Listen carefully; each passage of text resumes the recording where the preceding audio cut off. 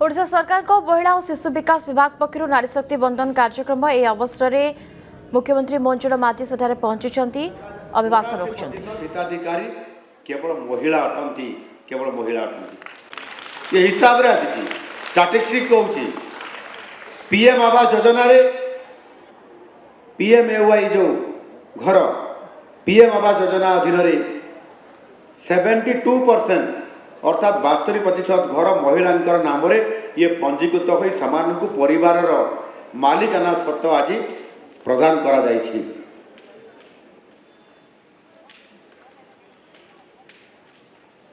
भारत में 43% महिला graduate science graduate technology engineering और मैथमेटिक्स रे शिक्षा हासिल करछन्ति। यह आधुनिक भारतर चित्र बदलवार निश्चित भाव में सहायक होइछि।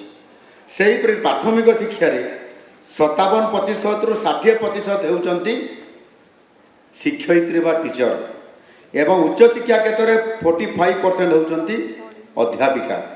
एथिरु आपण माने जानि पारुथिबे राष्ट्र गठन दिगरे महिलांकर भूमिका आज केते अधिक। विकसित भारत पाई समृद्ध ओडिशा गठन हेउछि आमर मुख्य लक्ष्य। यही यात्रा ओडिशार माँ भणी मान को आर्थिक दृष्टिकोण स्वावलंबन करने आम आरंभ करिछु आमर से जुगान्तकारी कार्यक्रम सुभद्रा।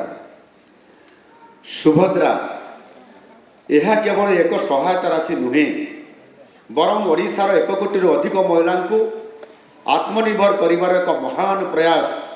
सुभद्रारू आरंभ कर लक्षपति दीदी पर्यंत यही यात्रा ओडिशार प्रत्येकटी घरे आज समृद्धि आनी देछि। जेतेबेले सुभद्रा योजना को आज आम कार्यकारी करूछु एवं 2 वर्ष हवा पाई जाउछि आम सरकार रो चतुर्थ किस्ती आम प्रदान कर सारिछु। गत मार्च मास 8 तारिख पुरी रे आम जेतेबेले चतुर्थ किस्ती महिला मान प्रदान करलु 1 कोटी 2,50,000 अधिक महिला को गोटे बटन दबाई ठन ठन ठन करी ये अर्थ तांको पाखक पहुँची पारिला। ये वास्तविक तांको द्वारा आज ये अर्थ द्वारा आज ओडिशा को समृद्ध करिबारे बहुत बड़ गोटे भूमिका निर्वाह करुछि। खाली अर्थ प्रदान करदेले ताहा जे समृद्ध करिबो सशक्त करिबो अर्थनैतिक दृष्टिकोण ता नुहे। सेथिपाई उद्यम आरंभ करने पड़े आपण माने करूछंती मध्य। ताहार प्रमाण स्वरूप जदि मु कहिबा चाहिबी गत 6 मास पूर्व जेतेबेले आम ओडिशार भुवनेश्वर रे जेतेबेले लक्षपति दीदी मानकर सम्मिलनी हैला जातीय स्तर सम्मिलनी ऑल इंडिया सम्मिलनी हैला। सेतेबेले सबु राज्यर महिला माने भुवनेश्वर को आसीथिले।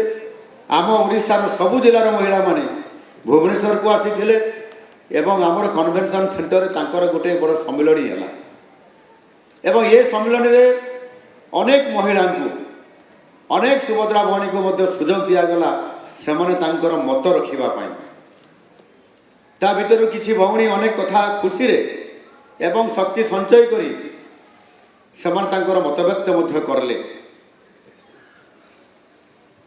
जड़े केरल आसीथिबा जड़े महिला से तांकर वक्तव्य रखिले जे मो स्वामी सबुबले बाहर को जाती एवं सबुबले से फ्लाइट रे जाती उड़ा जहाज रे आ मते केबे नियंती नाही से एकुटिया जाती ऑफिस काम रे जाती एवं सबुबले आसिक मते कमेंट मारती आमे सबुबले फ्लाइट रे जाउछु उड़ा जहाज रे बुलुछु आमे केते काम करूछु